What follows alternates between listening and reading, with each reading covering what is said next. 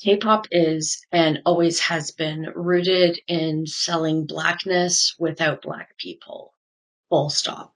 From what I've personally observed, clearly not enough white people are willing to acknowledge this fact, especially based on the backlash that happens and the dogpile that happens anytime a creator of color talks about the appropriation of Black culture that is K-pop.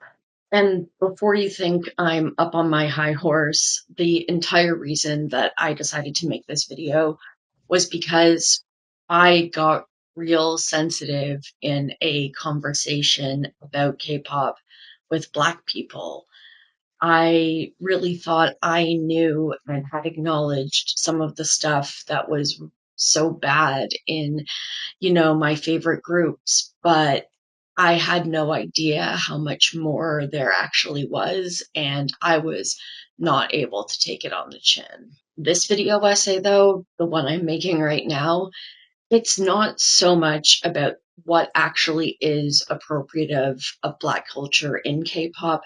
Honestly, there's so much to say on that subject, and it's been said by some of my favorite video essayists, so I'm going to link those in the description. Rather, my video is going to be centered around how white international K-pop fans have such a bad reaction when they're called out on their favorite K-pop groups appropriating Black culture and, in fact, sometimes just straight up being racist. When fans of a group do this, it not only covers for the idol's racism and allows them to get away with it, but it also harmfully perpetuates the racist stereotypes that are being portrayed. It also perpetuates the cycle of selling Black culture without Black people and making an immense profit.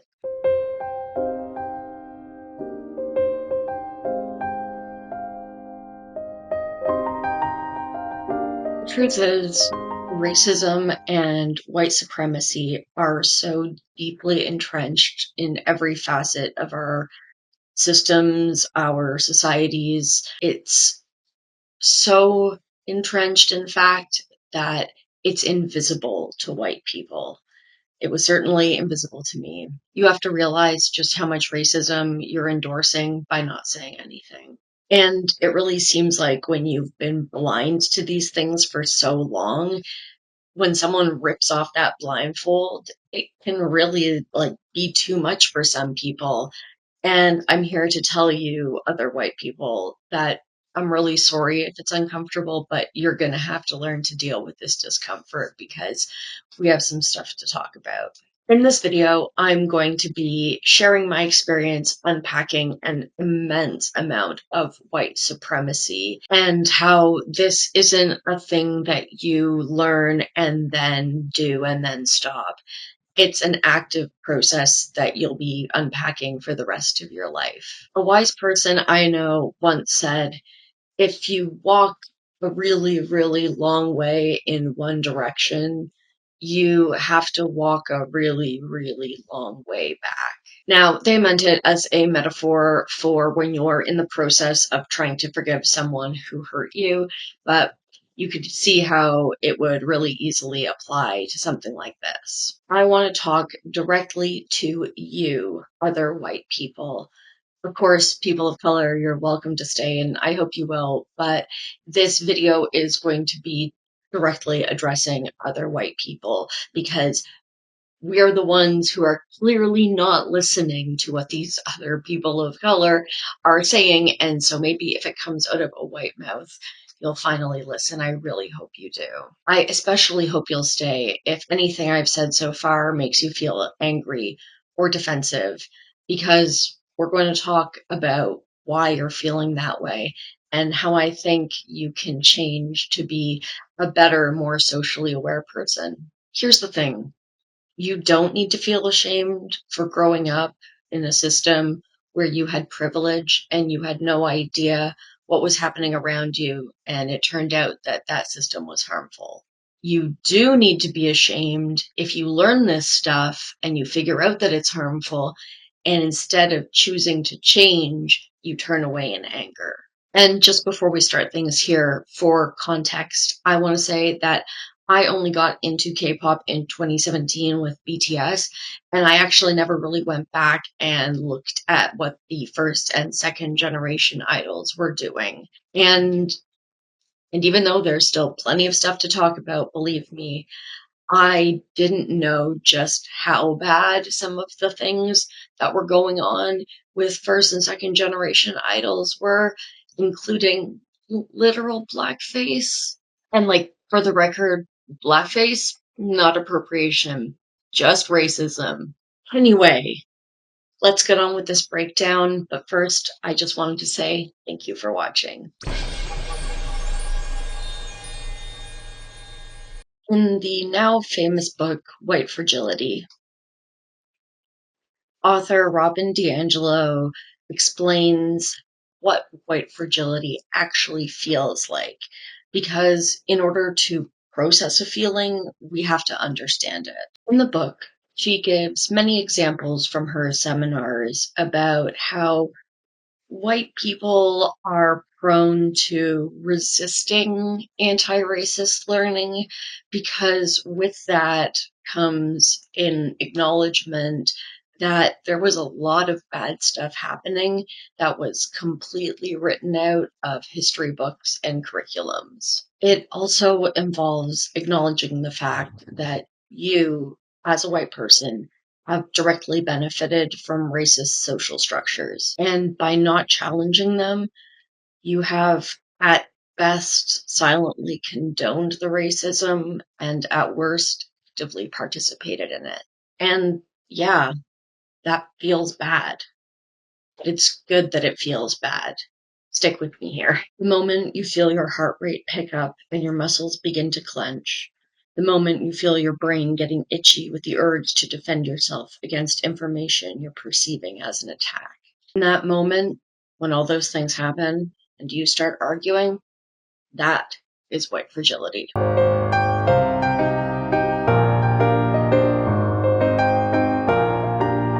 What you're experiencing in that moment is a defense mechanism firing somewhere in your lizard brain that is directly connected to the ego in the human part of your brain. A normal person with a normal amount of empathy will feel guilty. They'll feel badly when you tell them that they've hurt somebody's feelings, especially if it was very unintentional. In my opinion, part of the reason we have that kind of guilt is necessity.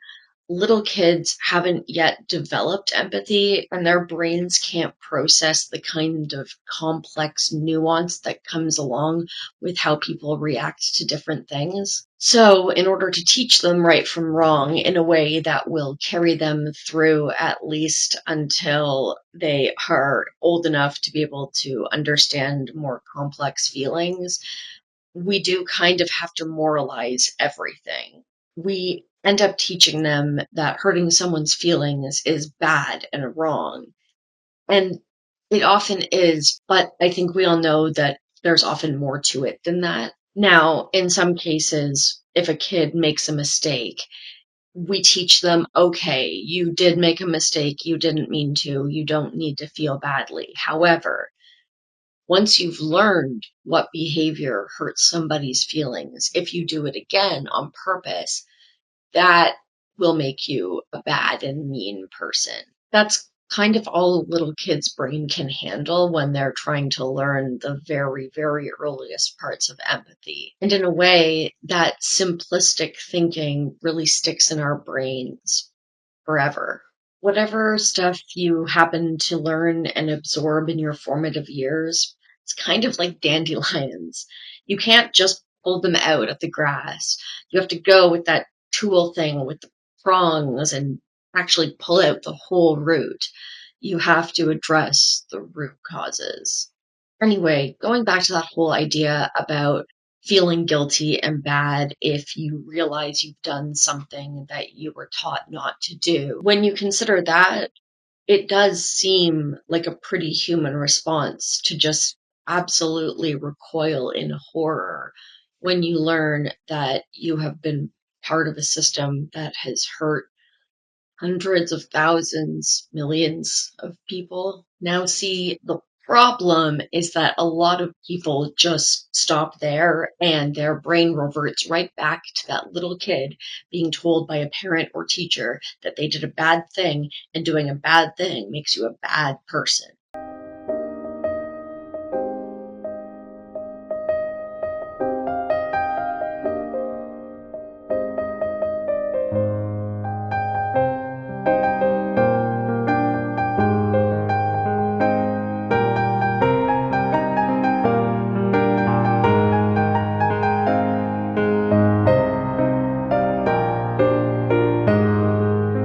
Perhaps the greatest propaganda campaign of all time was the successful branding of the word racist to exclusively mean someone with bad morals, who wears robes and burns crosses, who consciously choose to see people of color as less than human. Tying it to morality has created this bridge in people's minds where good people are on one side of the bridge and the other side is racists, and they can only exist on one side or the other. White and white passing people, I really need you to listen to me here and listen close. I need you to untangle the word racist from the idea that you have, whatever idea that you have, of being a racist. It is just an adjective being used to describe behaviors that reflect the system of oppression. You also need to realize that you are always benefiting from white privilege and you can never turn it off. You are part of a structure, whether or not you want to be. And if you think that just letting it pass you by, not participating, is letting you get away with clean hands, it's not. It just means you're letting a river carry you wherever it wants to go. Fellow white folks, I know your hackles are probably up right now. Maybe you have that tightness in your chest. Maybe you're feeling a little sick to your stomach.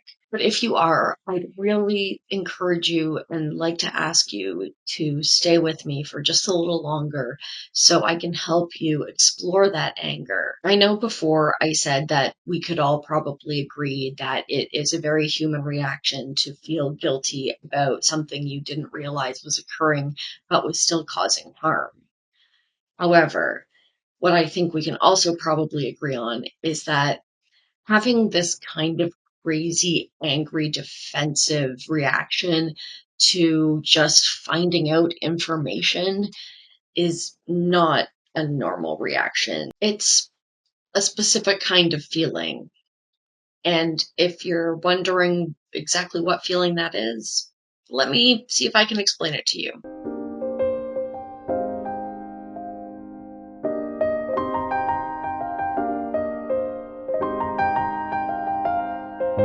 If I had to take my best guess, I'm guessing that the kind of anger you're feeling right now, the kind of anger you feel when somebody says that you did something racist or that your favorite K-pop group did something racist, it's the same kind of anger you felt when you were a kid and you first found out that Santa Claus isn't real. And yes, it's an equally immature reaction, but maturity doesn't define what we feel or how we feel our emotions.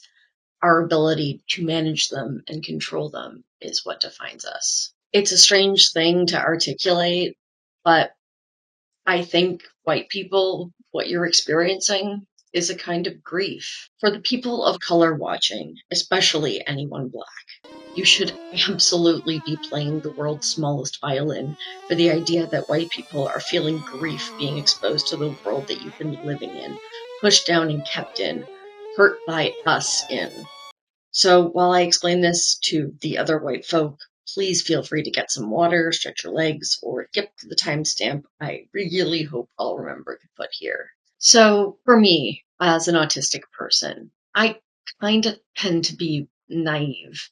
I trust people really easily. I believe what people tell me, and I kind of tend to take things at face value. It took an embarrassingly long time. Like, I'm talking, this is recent, like just a couple of years ago, for me to figure out that the world is made up of mostly people who are only looking out for themselves and often are selfish or dishonest and are looking for ways to get ahead of you. When I finally figured that out, and not just on a personal scale, but also on a scale of things like politicians and law enforcement, the people who you taught were supposed to be good, none of that was true. It was all kind of a fabrication to make you feel better. And when I figured that out, I felt so angry. I felt betrayed. I think I felt betrayed because, much like finding out that Santa Claus isn't real, when you learn that the world isn't the place that you were told it was, it's like you've been living a lie. You were told that there was this wonderful egalitarian, moral and merit-based society out there. And it turns out that it was just one of those cartoon wall murals that, cartoon characters can run inside of, but when you try, you just smack into the wall. It hurts to find out someone lied to you. And I think a lot of white people live in this sweet little lie carefully constructed by white supremacy. This magical world where merit and hard work mean success, and everyone is actually treated equally by the whole system, not just by individuals. Now, I need you to take that pain you're feeling and multiply it by thousands, millions of times, and realize that what you're feeling is a fraction of a fraction of a fraction of what people of color have been feeling, dealing with, and will continue to deal with if we don't take some freaking action.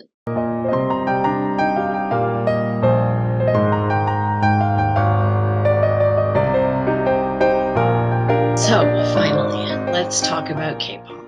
Like I said in the introduction, I really truly had no idea just how bad and blatant the racism from early generation idols were.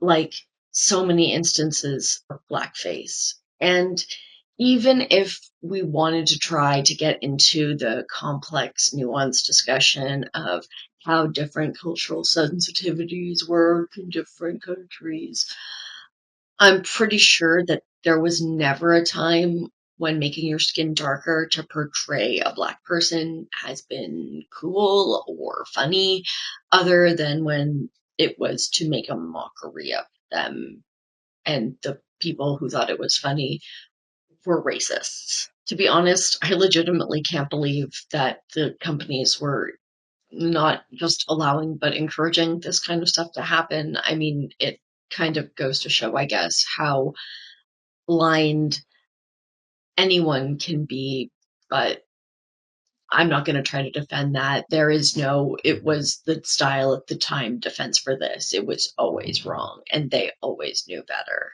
Now, in the conversation that sparked this video essay, I started getting sensitive when, of course, BTS was brought up. They are my favorites, and I really did think I knew what they had done, and I did. There's plenty of bad stuff to look at, but first, again, I would just like to provide maybe a little context, because if I thought I knew everything, then why would I get so sensitive about them being called out? Well, look, I would really appreciate if you would hear out my reasons why. I know that there is no making an excuse for anything. However, I figure if I explain my thought process, it might help other people who are experiencing similar things. And in that case, it might be worth allowing people to work through the whole process and arrive where I have at this point of understanding that we need to critically work actively at all times to be anti-racist, but we're going to get there. First, I would just like to explain why I happened to get so particularly sensitive in a conversation with lots of Black people, because it was in a stream with a Black creator. And yeah, I just, please hear me out, okay? The first and most obvious thing is just that it's always going to be much easier to give the benefit of the doubt to somebody that you already know or feel like you know well. And obviously, after so many years following them and thousands of hours consuming their content, literally, I feel like I'm confident in how I've watched them grow, and also that they have apologized and atoned in many different ways for how they acted in the beginning of their careers. Second, the clips of the boys being shown were from 2013, BTS's debut year. And just for context, again, not to argue, just explaining the whole thought process. At the time, the group's ages were, from oldest to youngest, 20, 19, 18, 18, 17, 17, 15. So yes, old enough to know better, definitely, but also pretty much in that age range of the shittiest people ever. See, after the fact, when I was trying to work through all of this, I was like, well, maybe my point is just that all teenagers are shitty and stupid, and like that kind of is one of my points. That kind of is this point, is that we were just all mostly really fortunate that we weren't being filmed all day, every day, and didn't get all of our worst moments on camera. Now, just to clarify, the moral of this point is that teenagers and young adults should absolutely not be racist, and they absolutely know better than to be racist. But all of them will probably do some dumb racist things because all teenagers and young adults everywhere are just really stupid. No, it was the time was not an excuse. But objectively, like nothing happens in a vacuum. And so I do think that providing their ages of when these clips were taken, I think that kind of is important. And thirdly, I get kind of irritated when people try to apply today's standards to the past. I know there's a term for it. I cannot remember it right now. Hopefully, editing me will put it on the screen right now. Anyways, if you're a good person, if you're a decent person, if you're a person with empathy, then you will correctly feel horrified at some of the things that we used to think were acceptable. But the difference I'm trying to establish here is that unlike what I believe are the reactions of like ultra ignorant and defensive K-pop stans who are saying, no, that wasn't racist, or no, they aren't racist. And between the reaction I was having, which was, yes, it was absolutely racist at the time, but they really have grown and changed and developed and like apologized and done a lot of good in the world since then. And so that's why I was kind of feeling like I needed to jump in there. And before we move on or go into the next section, I just want to make it abundantly clear for all the white people, all the K-pop fans, there is a good reason why Black people and people of color are apprehensive around anybody who has been displaying racist behavior, even if it was in the past.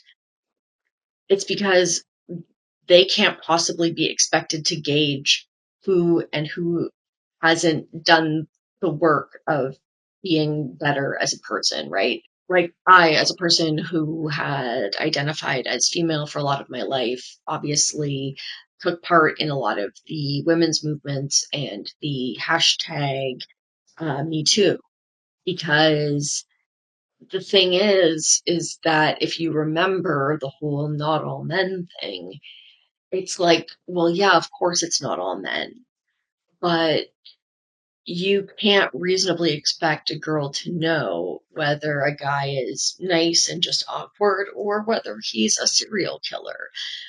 We literally don't know. If you offer somebody a plate of cookies and tell them, out of these 20 cookies, 2 are poison, like, are you going to be mad if they don't take any of the cookies? Yeah. So I was getting sensitive because I was sitting there like, well, but they've changed, they've changed, they've changed. And it's like, it doesn't matter for the Black people. Like, the appropriation was done. The N word was said. That is fact. And so if they don't want to forgive them, if they don't want to look into it, if they don't think that they should exist as a group or if K-pop shouldn't exist as a genre, that is completely valid. If it helps you understand in the same vein that a woman doesn't have to go out with any man who asks her, no Black person has to think better of any person who may have changed for the better when they were racist in the past. And on that note, about the idea of being racist in the past. You know now that the conversation I was a part of where I got sensitive about K-pop was during a stream of a Black creator who I love, who goes by Foreign Man in a Foreign Land, and his wonderful community. I don't know how to describe them, but I really love them. They're truly just the greatest group of people. But yeah, obviously there's a lot of Black people in the community, and it has been immensely eye-opening for me.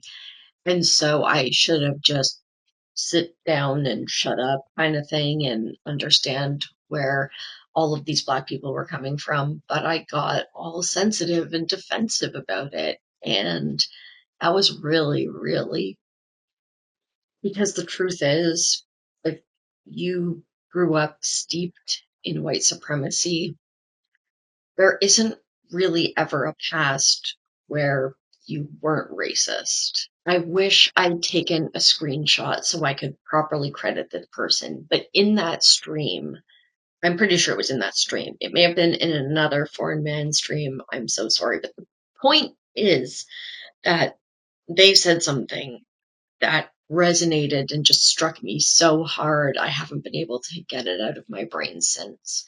And I'm going to be paraphrasing because obviously I don't remember the exact words, but believe me, the sentiment is identical. They said, you can't exist in a white supremacist society without being racist. You're either a racist in recovery or you're actively participating in racism, like being an alcoholic. I know nothing is a perfect one-to-one comparison, but as far as analogies go, I think that's probably the best one I've ever heard. Now, I have my own issues with the whole 12-step program because of how heavily it's rooted in the Christian church and reliance of their idea of God. I would be doing a horrible disservice to thousands, tens of thousands of people who were able to overcome their addiction by utilizing that method. So I absolutely acknowledge the good it's done in the world. And if it works for you or your loved one, I think that's great. The point of saying all of this is to say that one of the big things in the 12-step program is to know that you are an alcoholic, even if you're sober. Alcoholism is an addiction, and addiction is compulsive, out of our control. We don't want to think of our thoughts or behaviors as compulsive because of how certain things have been moralized. But if you're doing anything without thinking about it, that could be called a compulsion. And just like an alcoholic has to put in the work every day to not give into those urges to drink, we who have been guzzling the liquor of white supremacy have to learn how to put down the bottle, get sober, stay that way. But we'll always have it. It'll always be part of us. Let me just put it out there, and I'm kind of annoyed because it's actually become a bit of a big topic of discussion very recently, and I did a video essay about it on my old channel like over a year ago, and nobody watched that video, but I'm gonna reiterate it here and just know that I thought of this over a year ago, so I promise I'm not just copying any recent dialogue.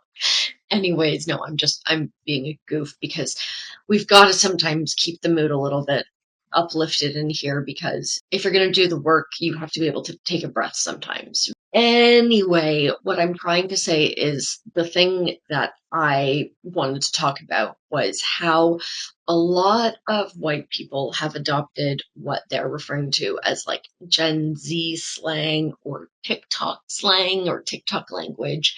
And it's not. It's really not. It's just African American vernacular English. It's AAVE, and it is just being straight lifted from creators of color, specifically Black Americans, specifically queer Black Americans. And it really makes me cringe every time I hear a white person use any of those terms. And even before I knew why, something in my brain just, there's always been slang. That's not the issue. Kids will come up with new terms. Again, not the issue. It's that somewhere I was like, this isn't new slang. This is stolen slang.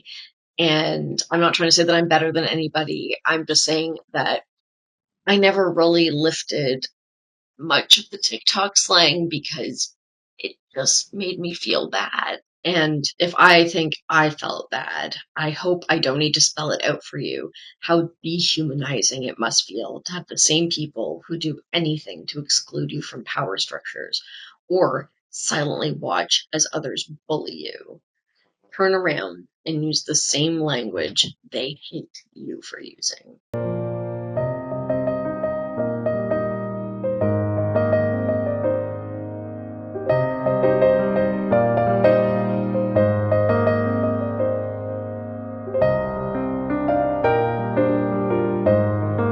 So, if you're white and you catch yourself parroting a word you heard online, I would just quickly check yourself and maybe think about the word's origins before you just work it into your everyday vocabulary. See, new words are going to be added into the lexicon always, and unfortunately, a lot of new words being added to English's dictionary already long a part of the AAVE dictionary. However, it crosses into appropriative territory real quick when you just are scrubbing Black people from everything except the pieces you want to take. And the problem is intersectional too, as most things usually are. Internalized racism and misogyny slash misogynoir are much more closely tied than we think. And this can happen even when we're convinced that we're an ally to these groups. And to make this point clear, I'm going to share with you a recent instance where yes, a pansexual, non-binary cryptid, had a thought occur to me completely naturally. Just a moment of completely internalized homophobia with a big ol' helping of internalized racism on the side. Much like alcoholics going to meetings, it can help you feel better to admit when you've done something wrong if you hear someone else admit it first. So, yeah, I will say it.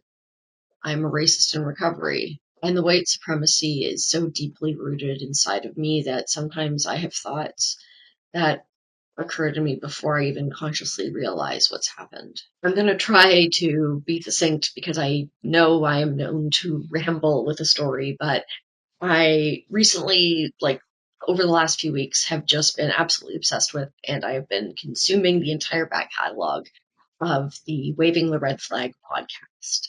And really, you should absolutely check it out. It is so good, so funny, so thought provoking. Three incredible Black men. Just, I can't even really describe to you what it is because there's no consistent subject matter, but it's always so interesting and they will give you things to think about that you've never considered before. Anyways, it's just a great time. So, what happened?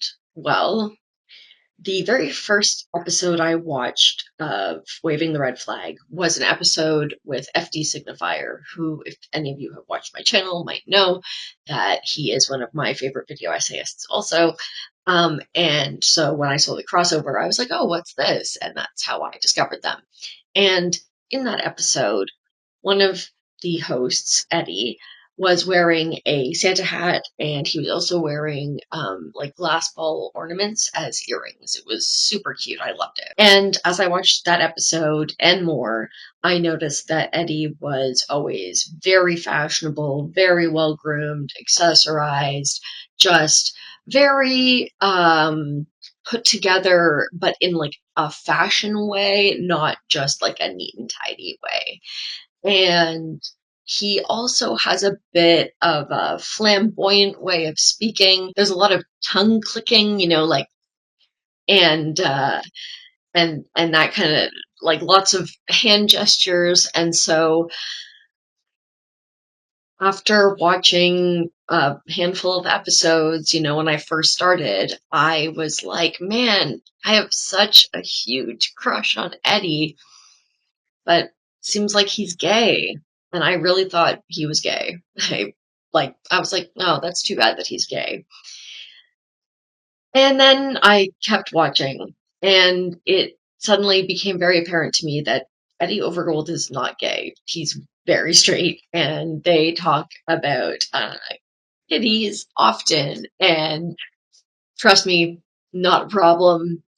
Love a good sex positive podcast. But I then had to ask myself, why the hell did I think he was gay? Why did my brain automatically go there? Can you guess? Do I really need to spell it out? Yeah, the result of seeing a man who dressed well, accessorized, and sometimes would wear things that aren't stereotypically masculine, which, by the way, are all things I'm constantly talking about how I love, and I'm always talking about how once you pull the thread of why anything is gendered, it just all crumbles, and I'm super for men wearing makeup and nail polish and all of this stuff, and yet, just I just assumed this man was gay. And the reason why there's some racism on the side of that is because, well, the way he talks, I'm pretty sure, is just how Black Americans who have historically been around the South sound. Like, there is just a way of talking that is loud and flamboyant that has nothing to do with being gay. And I've consumed Black media, but clearly not enough. And I mean, I was insulated from it for a long time. And, anyways, I'm really ashamed of that. And I have been sitting in that shame for weeks now because I really did assume that just out of the gate without thinking. And that feels bad. And that tells me that no matter how much of an ally I consider myself, I can only be an ally if I'm always actively working at it. As soon as you get complacent, that's when you get in the danger zone. And what's kind of crazy is that I actually grew up in a very like leftist, progressive city. And even though I grew up in a very white area, I didn't ever see anything very overtly racist. And in some ways, I actually think it may have been easier to identify and start overcoming earlier if I had experienced that kind of aggressive, overt, like imagined racism, right? But the racism that I was surrounded with was insidious. It was quiet and invisible. That's the way that most racism is. And that's a lot harder to dig out once it's taken hold. And yeah, like I said, there's no completely getting rid of it. It's not like mold where you can just pour bleach and kill all the spores. Like, you have to fight it for the rest of your life.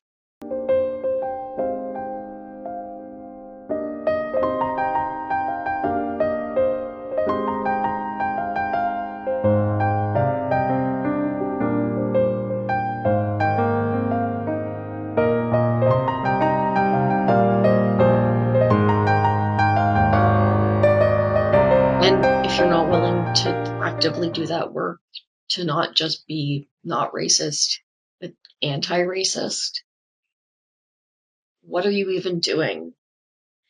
If you think that it's okay to just silently sit on the sidelines while other people do stuff, then yeah, you may as well just put on the hood now. That sounds really dramatic, and I'm sorry if it's cruel, but I'm done being nice. I'm done coddling adults.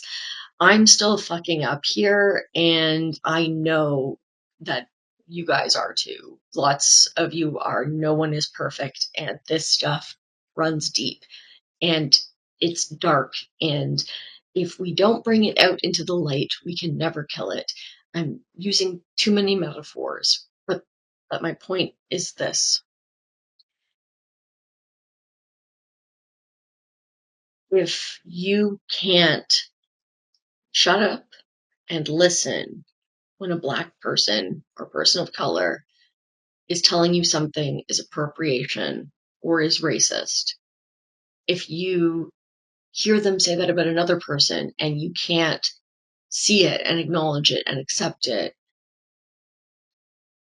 then you may as well just not bother trying to call yourself an ally. You may as well just say, okay, I'm fine being a racist, because then at least you would be honest. Okay, that brings us to the end of the video. If you're still watching, I really can't thank you enough. Long watch times are absolutely what YouTube uses as a metric of success. So thank you, thank you, thank you. I'm especially grateful for you watching because I know that this video is a little outside the things that I normally do on this channel. I really like doing media analysis, and I think that K-pop is media enough to be analyzed, but it's also more that I can't sit on the sidelines, right? This isn't really a platform. I have 14 subscribers, and I am so grateful for each and every one of you. Please don't take it the wrong way. It's just like, I know I'm kind of nobody right now, but I'm not willing to not say something about this because I got sensitive in this conversation, and you should have seen the dog pile that happened after that. And the clip downstream content went up in that conversation in the foreign man in a foreign land stream. I realize that I actually didn't talk very much about K-pop in this video also, and that was kind of the point. Like I said in the very beginning, the parts of K-pop that are actually appropriative, if you want a good breakdown of that by somebody who really knows what they're talking about, I'm going to link videos in the description for you. I hope you don't feel misled or anything. I think that if you stuck with me, you have a really good chance of being a true ally.